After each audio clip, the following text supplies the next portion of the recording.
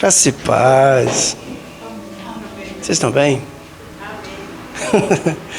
Tá quentinho, né? Tá gostosinho hoje. Jesus, que bom.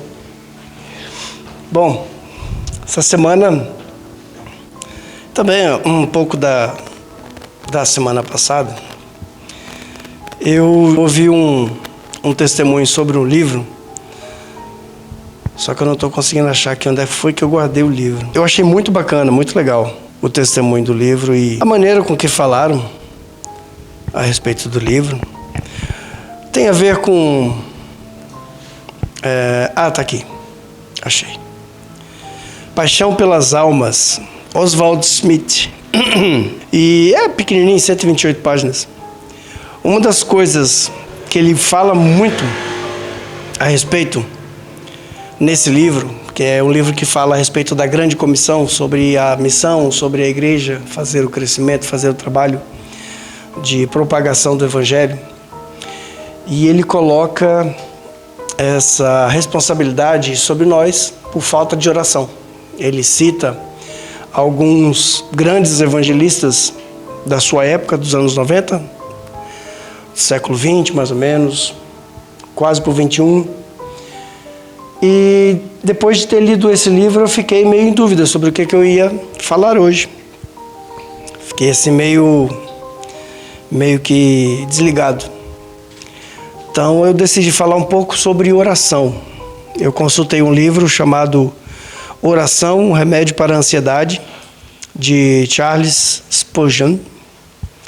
E depois um outro livro que ele tem, que é Oração segundo as Escrituras. Esse eu não terminei. Mas é pequenininho também, é 214 páginas. Pelo menos assim, aqui no PDF, né? O livro de verdade eu não sei, mas deve ser menor. E uma coisa que eu achei muito bacana que ele falou a respeito, porque esse é considerado um grande pregador da sua época. Se eu não me engano, ele é do século XIX. Ele tinha uma grande fama, ele era conhecido na época como o príncipe dos pregadores. Ele era, inclusive, esse livro, o segundo que eu citei, Oração segundo as Escrituras, volume 1, são coletâneas de pregações que ele fala a respeito de orações, de ansiedade. Porque além de ele ser pastor de uma grande igreja, né, o tabernáculo metropolitano de onde ele morava, era uma grandíssima igreja, ele era conhecido por ser um homem muito, muito ansioso, ele sofria de ansiedade. O Charles Spurgeon, por ser um grande pregador, eu já tive contato com outras obras que ele escreveu, e ele era um homem muito ansioso, ele sofria de ansiedade muito, muito alta, a ponto de, às vezes, ele não conseguir pregar e ele sair para poder visitar outras igrejas. E eu lembro de um livro que o reverendo Hernandes Dias Lopes fez, e ele citou um comentário do Charles Spurgeon falando assim, que um dia ele estava tão ansioso, tão depressivo, que ele saiu, e ele entrou na primeira igreja que ele percebeu. E ele entrou e sentou lá no fundo, ninguém reconheceu o homem, ele ficou lá. E quando deram a oportunidade para poder falar, a pessoa que foi pregar usou um dos sermões dele para falar sobre ansiedade. E com a pregação que ele tinha escrito, que ele tinha pregado, ele foi ministrado outra vez. Entendeu? Então eu sou uma pessoa que eu costumo ser muito racional, não costumo ser muito ansioso. Mas geralmente, nas últimas coisas que nós temos tido contato, isso tem me deixado muito, muito triste, assim. E eu estou sentindo que eu tô assim, vai que não vai. Então eu falei, é melhor a gente falar a respeito desse tema, que é um tema muito recorrente no mundo evangélico hoje em dia. E para poder a gente iniciar bem a palavra, a gente vai falar sobre oração, porque, logicamente, que a gente sabe que existem remédios, existem médicos profissionais que cuidam dessa área. Isso não é uma coisa que a gente pode dizer que é frescura ou qualquer coisa do tipo. Então, nós precisamos ter cuidado disso. Se for o caso, recomendamos altamente que a pessoa vá no médico e tome medicamentos, porque somos seres humanos. Mas no que tange ao nosso espiritual, nós que estamos aqui reunidos para poder falar do amor de Deus, um remédio muito forte para as pessoas que têm uma tendência à ansiedade é a oração. E nós precisamos começar a orar mais e melhor. Eu sei que a gente tem uma vida muito corrida, a gente trabalha pra caramba, a gente às vezes não tem tempo de estar aqui todos os dias da semana. Já tentamos implementar aqui um dia só de oração e um dia só de estudo, ficou difícil. Então nós acabamos por priorizar os estudos e essa oração que nós deveríamos dar mais ênfase e dar mais, como é que se diz assim, colocar mais vontade, com mais força de vontade até, a gente tem falhado. Mas uma pergunta que eu quero fazer a vocês. Todos nós aqui temos mais de 50 anos de crente, a não ser o Nicolas que tem 25. Você sabe o que é oração? O que é oração? Falando assim, no termo religioso.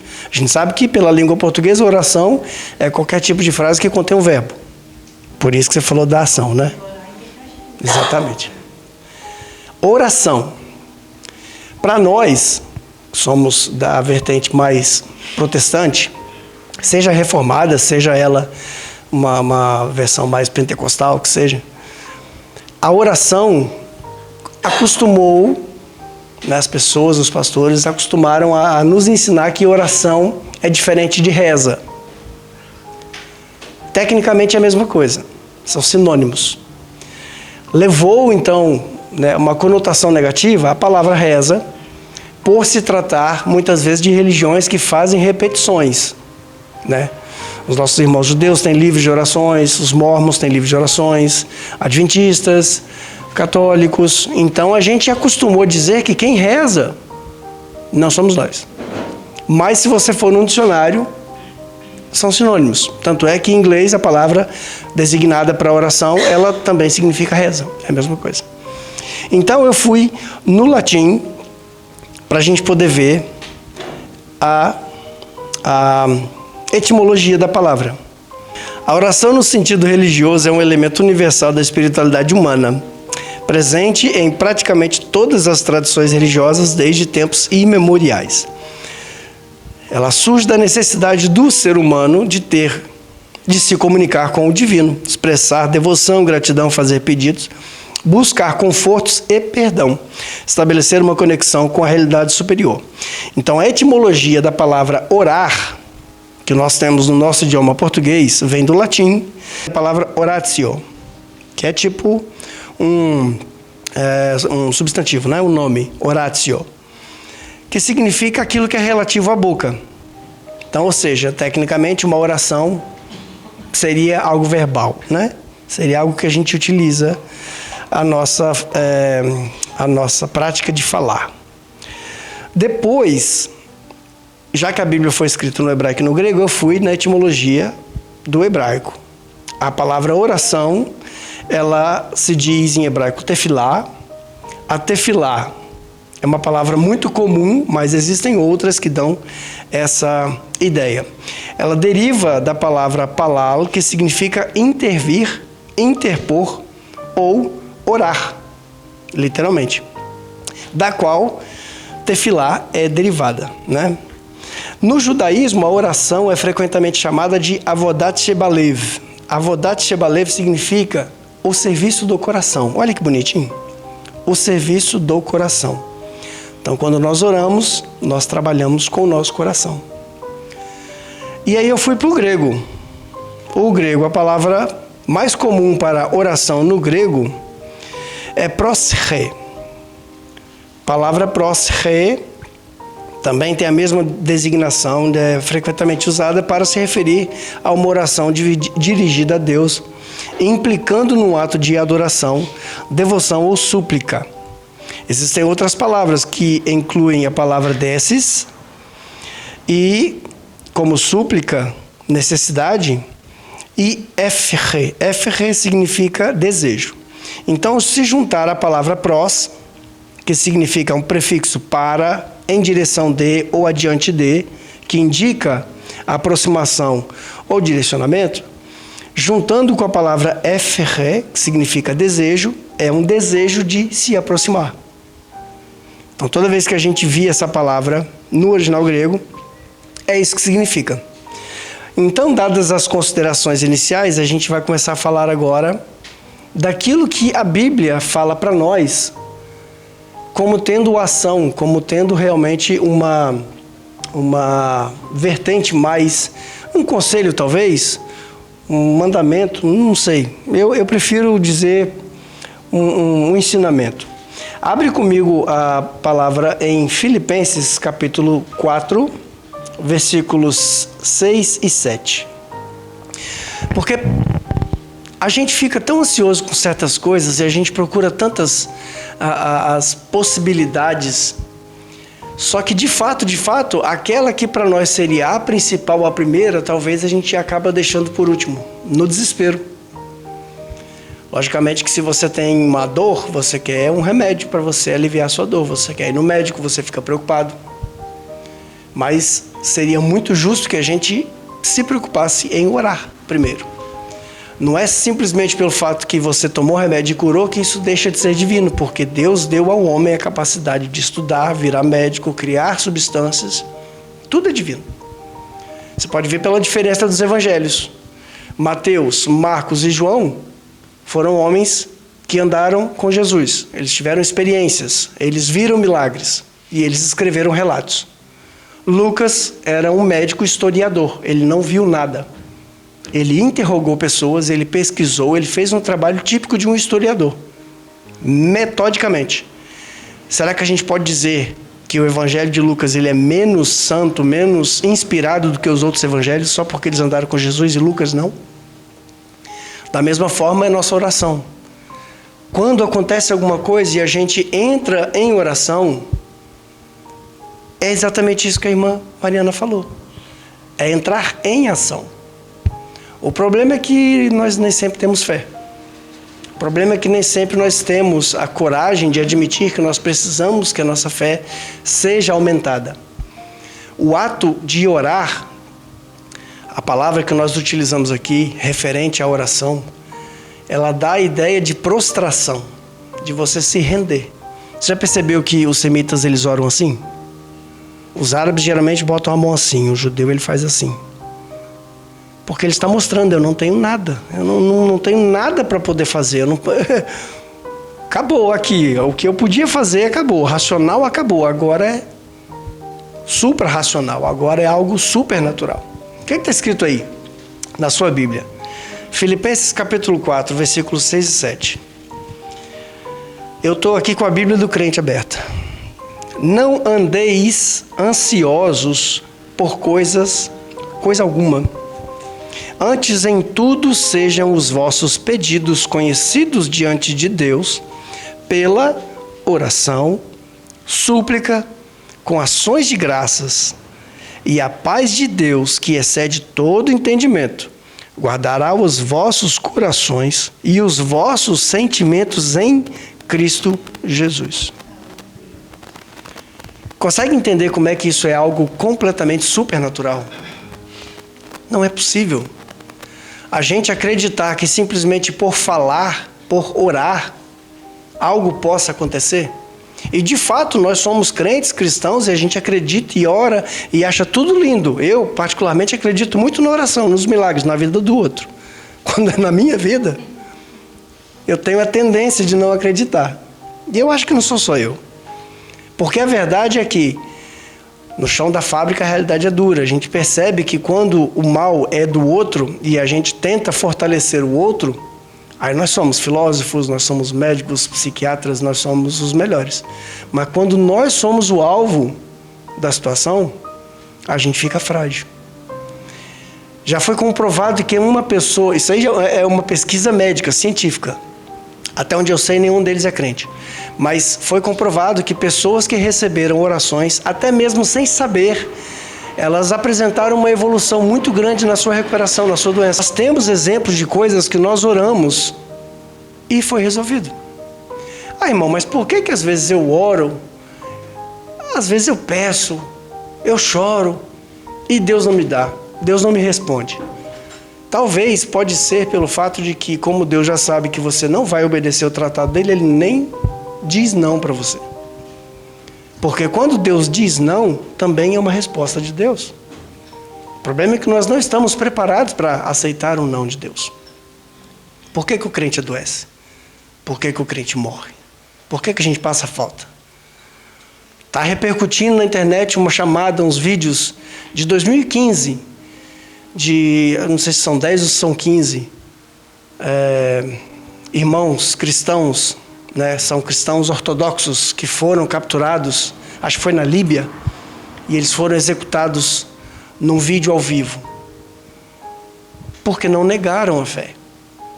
Então, existem coisas que nós não compreendemos, né? Eu vi um vídeo essa semana e me deixou muito chocado, e eu até fiquei muito triste. A Lélia perguntou para mim o que aconteceu, e eu falei, olha, eu vi um vídeo que me mexeu comigo. Eu já vi muita catástrofe, eu já vi muita situação, mas aquele vídeo que não tem nada explícito, ele me chocou mais pelo que está escondido do que está explícito.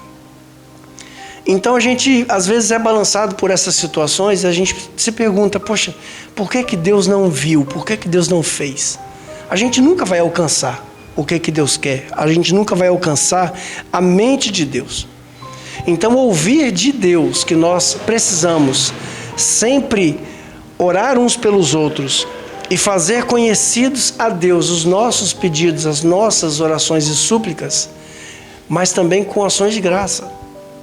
Porque nós precisamos aprender a agradecer, sabe? Tem um salmo, acho que é o 137 ou 127, ele fala assim, se Deus não construir a casa, em vão trabalham os pedreiros.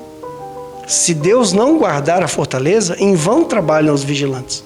Porque se Deus permitir, vai acontecer. Não interessa o que nós possamos fazer. Então nós estamos nas mãos dele. Veja, isso não pode ser para nós uma pregação fatalista, não pode ser para nós um sentimento de perda, mas sim um louvor a Deus de saber que Ele é soberano.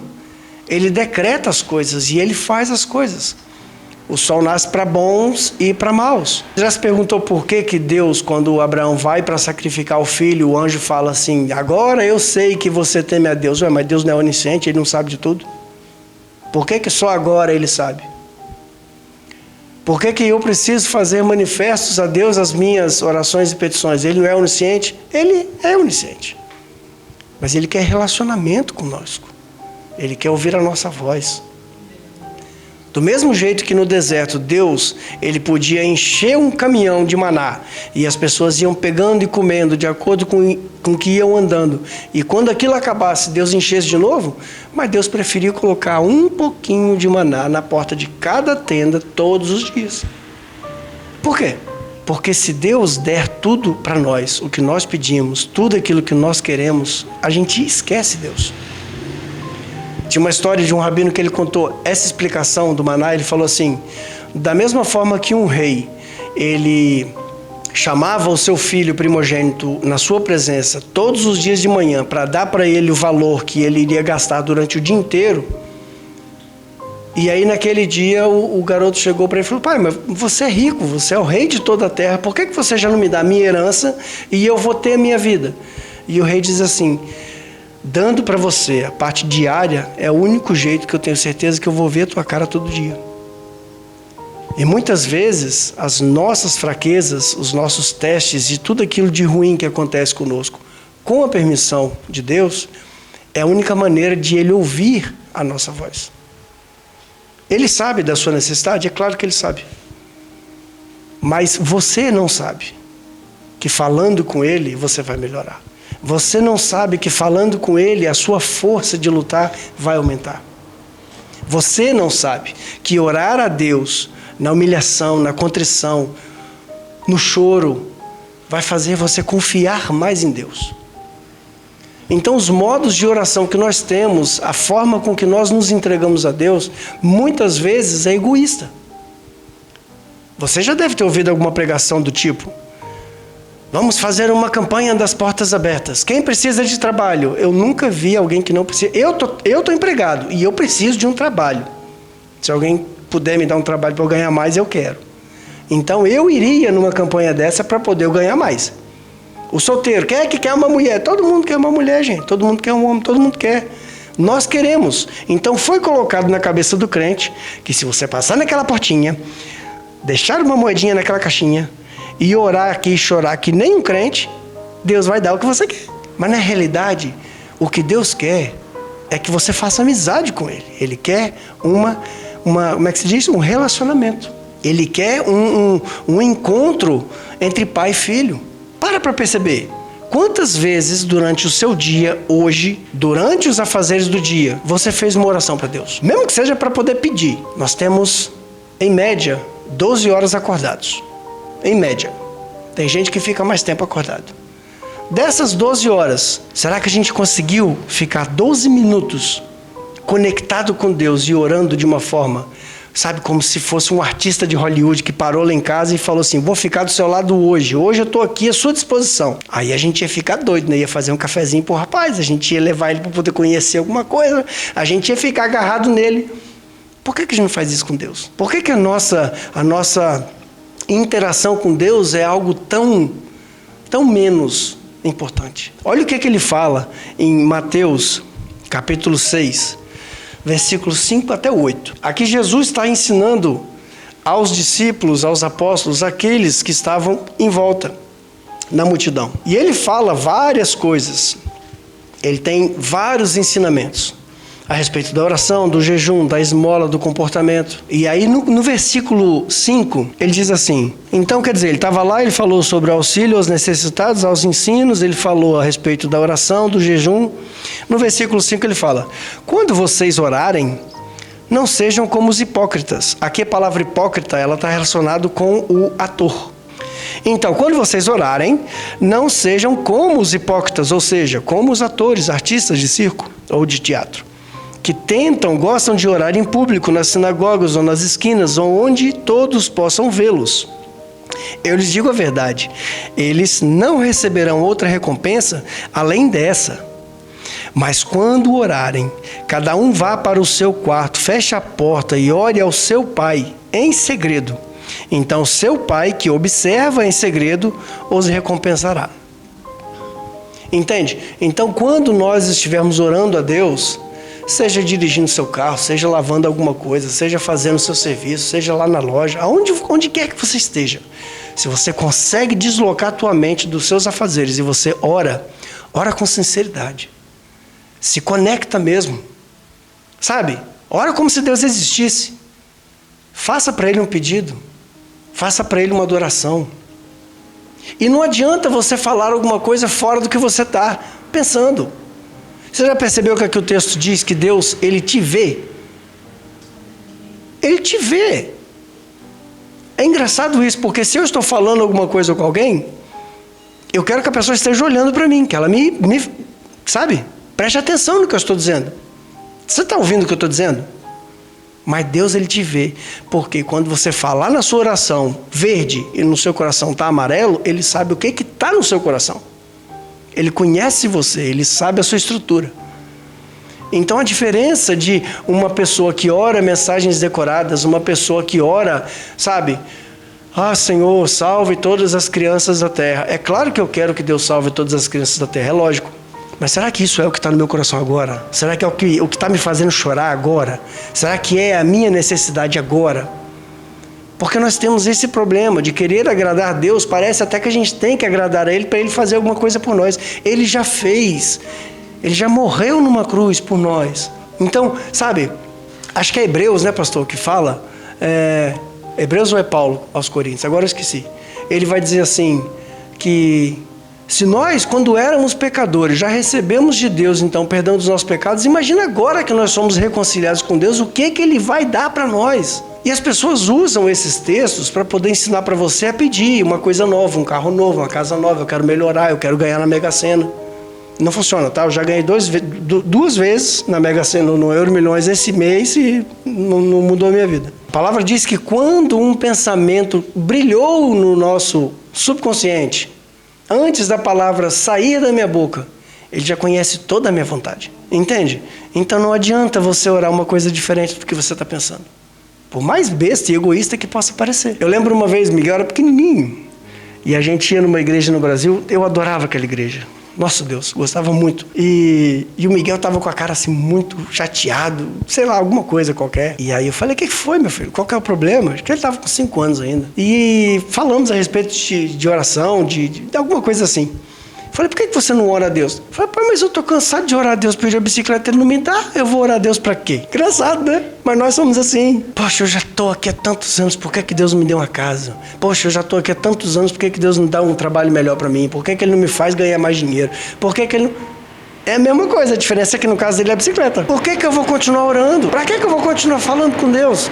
Ele não me dá o que eu quero. Às vezes, só às vezes, Ele não te dá o que você quer porque você está orando errado. Ou talvez você até está orando certo, mas não chegou a hora ainda de você passar por essa fase. Olha o que Ele fala de Mateus 21, versículo 22. Aqui acontece toda aquela cena bonita quando ele entra no Jerusalém, e ele vira as mesas e ele faz aquela bagunça, dá uma chicotada no lombo de alguns camaradas lá, e aí depois ele vai para Betânia. E aí de manhã ele sai de Betânia e ele encontra uma árvore que não era o tempo de dar frutos. Ele vai lá procurar, acho que era figueira, e não existia figos. E aí ele manda aquela árvore secar. Nunca mais ninguém coma nada de você. E vira as costas. Jesus estava na sexta-feira 13. E aí todo mundo percebeu que a árvore secou. E aí eles perguntaram, como é que é isso? Aí ele fala assim, tudo que vocês pedirem na oração crendo, vocês receberão. Crendo, vocês receberão. Aí entra a oração do Miguel. Eu estou orando até hoje pedindo a bicicleta, por que eu não recebi? Ele cria. Cria mais do que eu, sinceramente. Por que a gente não recebe? Não está na hora. Não chegou o momento. Ou simplesmente, se você realmente acredita que Deus é soberano, você entregou a sua vida para Ele, não é mais você que vive, é Cristo que vive em você, então faça a vontade dEle. Aceite que Ele não quer. Eu sei que é doloroso, mas às vezes nós esquecemos que nós deixamos de ser escravo do pecado para ser escravo de Deus. Nós somos servos de Deus, né? A Bíblia agora traduz a palavra servo, mas o original que está lá é escravo. Se nós somos realmente escravos de Deus, nós deixamos de exercer o trabalho de escravidão para o pecado. E se agora nós, de graça, assim, nós, sabe, de bom grado, a gente se entregou para Deus para ser realmente servo dele, por que quando ele diz não para a gente fica chateado, como se nós fôssemos o chefe e ele fosse o servo? Nós temos que acreditar de verdade. Olha o que Tiago diz no capítulo 5, no versículo 16. Isso aí é muito conhecida. A oração feita por um justo pode muito em seus efeitos. Olha que coisa interessante. Se a oração de um justo pode muito quando ela tem efeito, então por que a gente não obtém aquilo que a gente ora e pede? O próprio Tiago responde isso em outro capítulo. Ele fala, vocês oram e pedem, não ganham, não recebem, porque vocês pedem mal, para esbanjar o que vocês têm nos seus prazeres, deleites, ou simplesmente porque de uma forma egoísta a gente pede achando que Deus ele vai fazer alguma coisa para mim para poder postar no Facebook e fazer todas as pessoas gostar daquilo, dar like. Qual que é o propósito da oração? Aqui ele está dizendo, a oração de um justo pode muito quando tem efeito. Aí a real pergunta é, quem de nós é justo? É por isso que nós, quando oramos em nome de Jesus, porque Ele é justo. Então, se eu oro em nome de Jesus, duas coisas. Primeiro, Ele é justo, eu não. Segundo, orar em nome de alguém não é uma palavrinha mágica para poder Deus te dar o que você quer. Vamos fazer isso em nome de Jesus. Quer dizer, botou em nome de Jesus no final da frase e é certeza de ganho. Não. Orar em nome de Jesus é orar da forma que Ele oraria, se fosse um pedido dele. Então, a oração de um justo, que é Jesus, ela pode muito quando tem efeito. Quando é que a minha oração não tem efeito? Quando a gente faz oração absurda. Se Deus quiser, aquele cara vai se aposentar logo e eu vou tomar o lugar dele. Olha a mentalidade do crente. Se Deus quiser, aquele velho vai morrer e eu vou virar chefe no lugar dele. Se Deus quiser, aquela ali vai ser despedida e eu vou tomar o lugar dela. É assim que a gente ora, sabe? Se Deus quiser, a economia do país vai ficar tão ruim que a casa vai ficar barata, eu vou comprar a minha. Olha a oração que o crente está fazendo. Tem efeito uma oração dessa? Então nós somos doentes, nós somos pequenos, porque nós pensamos coisas deste mundo. É lógico, a gente vive aqui, a gente mora aqui, precisamos viver aqui. Pagar o nosso aluguel, pagar as compras, nós precisamos dar, para os nossos filhos educação, comida, lazer, quando é possível, mas sem tirar o foco do nosso destino real. Saber que nós aqui somos só imigrantes, nós somos passageiros. Essa vida vai acabar. E é o que vem depois da vida é que vai valer a pena. Agora, uma frase que Paulo escreve aos Tessalonicenses, que é algo espetacular.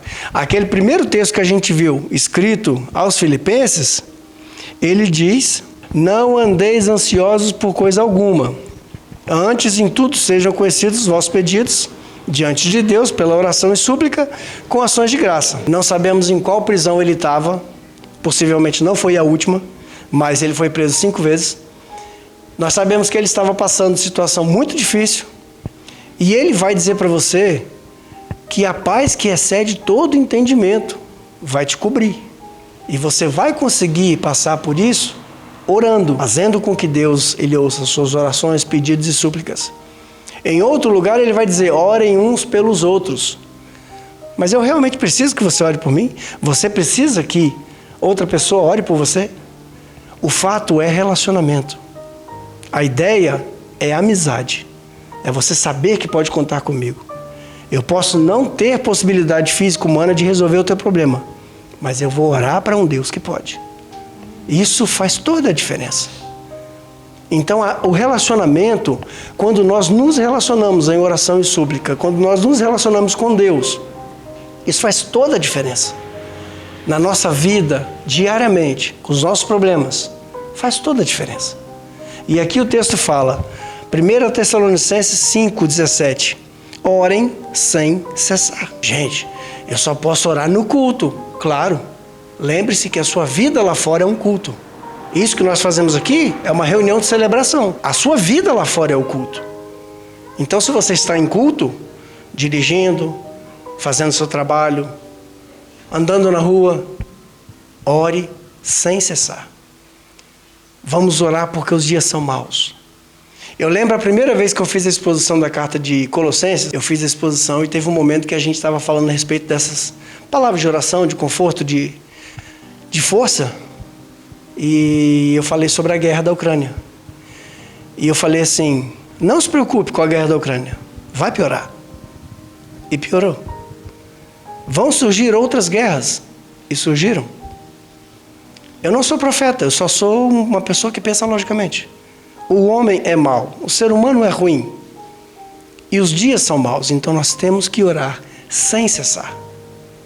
Lembrando que nós não lutamos, como diz o apóstolo Paulo, contra a carne ou sangue, ou seja, eu não vou orar contra o ser humano, mas eu vou orar contra a entidade maligna que faz ele trabalhar contra nós.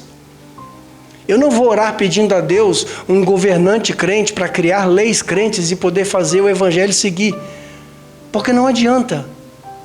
Um dos maiores movimentos de expansão e crescimento do evangelho foi quando a igreja foi perseguida. É para isso que a igreja serve, para ser perseguida e para dar frutos. Chegaram a dizer que o sangue cristão, ele é semente. Quanto mais cristãos eram esmagados, mais evangelho nascia. Então, eu digo para você, hoje na nossa vida cotidiana, está muito macio, está muito fácil. Nós não podemos dizer que somos perseguidos. Talvez não está sendo televisionado, mas milhares de pessoas, nesses segundos, estão perdendo a cabeça, porque não negam Jesus como Senhor. Então nós precisamos orar sem cessar. Às vezes o nosso problema é a ansiedade, é a depressão, é a psicose, é alguma coisa do tipo. Tem o seu peso, tem a sua... Mas nós precisamos orar por todos os motivos. E eu vou dizer de novo o que eu disse lá no hotel, quando a gente reunia lá. Vai piorar. Vai piorar porque o Apocalipse diz que vai piorar. Se você não acredita no Apocalipse, leia novamente. Eu, particularmente, acredito que nós já estamos vivendo os dias de tribulação. Então, isso vai piorar. E o único modo, o único jeito de você poder trabalhar, tendo fé que o seu filho lá na creche está seguro, na escola está seguro, tendo fé que ele vai conseguir chegar em casa, é crendo que Deus é poderoso para guardar aqueles que Ele quer guardar. Então a nossa oração é para que Deus cure, para que Deus liberte, para que Deus mantenha salvo, para que Deus dê o alimento, para que Deus dê, a força que a gente precisa. Mas em tudo nós temos que ter o pensamento que Jesus teve no Monte das Oliveiras. Seja feita a tua vontade e não a minha. Quando ele ensina sobre a oração, ele fala: venha o teu reino, seja feita a tua vontade. A oração, tudo que é de baixo para cima, é pedido. O decreto vem de cima para baixo. Então não adianta a gente achar que manda em Deus. Não tem aqui uma chavinha, um controle remoto que a gente aperta e Deus desce a bênção. Nós pedimos, nós oramos, e Deus faz a vontade dele consoante a necessidade do Evangelho, consoante a necessidade da igreja. Nós queremos as bênçãos de Deus para poder o Evangelho crescer, para a nossa igreja crescer, para a gente poder conseguir ter um melhor espaço, melhores condições, mais pessoas. Ainda tem muita cadeira para ser preenchida. E o Evangelho, ele tem que crescer. E como é que a gente vai conseguir isso? Com oração. Eu não tenho capacidade de proteger os meus filhos onde quer que eles estejam. Não tenho. Nenhum de nós tem. Eu já vi vídeo de pessoas andando na rua e cai um pedaço de míssil na pessoa. Eu já vi pessoas andando no meio da rua e uma placa de dentista caiu em cima da pessoa. Então, existe a necessidade de nós crermos em uma força maior do que a nossa. A nossa oração, ela faz aquilo que Deus quer que nós façamos. Lembrando que Paulo, quando ele escreve aos Filipenses, ele vai dizer: é Deus que coloca em vocês tanto o querer quanto o efetuar. Então, se Deus está levando você a orar por um motivo, se Deus está levando você a acordar de madrugada, se Deus está levando você a pensar em um determinado ponto, é porque Ele quer que você ore naquele sentido. E é nesse momento que nós vamos ter a nossa dose diária de fé para poder fazer oração. No Evangelho de João, no capítulo 14, versículos 13 e 14, Jesus ele diz assim: tudo quanto pedirdes em meu nome eu farei, para que o Pai seja glorificado no Filho. Se pedirdes alguma coisa em meu nome, eu farei. Entenda bem, é o que eu disse no princípio. Orar em nome de Jesus não é certeza de que Ele vai fazer o que você quer só porque você falou em nome de Jesus. A mesma coisa, por exemplo, você trabalha numa empresa, você é alguém muito importante ali na diretoria e o diretor, ele iria estar presente numa situação e ele não pode, ele fala assim: olha, você vai ser meu representante, você vai falar em meu nome.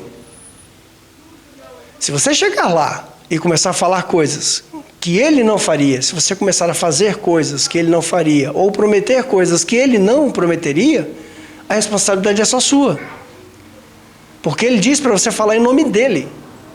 Então, quando eu oro em nome de Jesus, eu tenho que lembrar que não sou eu que vivo mais, é Cristo que vive em mim. E a vida que eu vivo agora, eu vivo por amor ao Filho de Deus. É por isso que ele diz aqui: tudo que vocês pedirem ao Pai, em meu nome, eu farei, para que o Pai seja glorificado no Filho. Amém? Vamos orar mais, vamos orar com mais confiança. Vamos fazer da nossa vida um cotidiano de oração. Por mais que a gente às vezes não tenha um dia fixo para poder reunir e orar, que seria muito bom. Mas vamos orar, pedir, interceder, sabe? Não digo para que você se coloque de joelho sempre que for preciso. Eu pessoalmente acredito que Deus ele ouve a oração, seja como você esteja. Sentado, em pé, andando, ajoelhado também. Eu já vi muitas pessoas dizer que Deus só ouve a oração de quem está ajoelhado. Para mim isso é mentira. Então, ore. Ore em todo momento. Ore sem cessar. Os dias são maus. E nós vamos ter a certeza que vamos passar os dias maus, porque Deus está conosco. Amém?